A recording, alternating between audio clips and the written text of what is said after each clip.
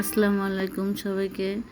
আজকে আমি আপনাদের দেখাবো শীতল শুটকি বোনা, বা অনেক দেশে চাপা শুটকি বলে। এটা অনেক মজাদার একটা খাবার, আপনারা ট্রাই করতে পারেন। শুটকিগুলি ভালো করে দিয়ে নেব। এখানে পাটাতে একটু আদা রসুন মিহি করে বেটে নিতে হবে। আদা রসুন পেঁয়াজ বাটা, শুকনো মরিচ একটু আগে ভিজিয়ে রাখতে হবে, তারপর বেটে নিতে হবে। তারপরে চাপা শুটকিটা বেটে নিতে হবে। তারপর আমি চলে যাব কড়াইতে। প্রথমে তেল দিয়ে দিলাম।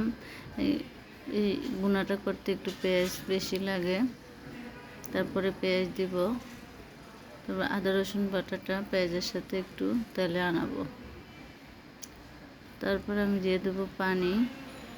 পানি দেওয়ার পরে এক এক করে আমি মশলাগুলো অ্যাড করব। প্রথমে 2 চামচ হলুদ, ধনিয়ার গুঁড়া, লবণ পরিমাণ মতো, জিরা, মরিচ গুঁড়ো দিয়ে আমি মশলাটা একটু কষাবো। তারপরে মরিচ বাটাটা দিব, তারপরে দিব শুটকিটা। একসাথে অনেকক্ষণ ভালো করে মিশিয়ে নিব। তারপরে আমি দিয়ে দিব পানি।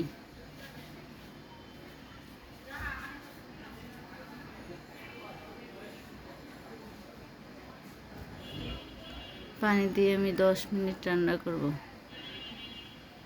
দেখেন কত সুন্দর একটা কালার আসছে।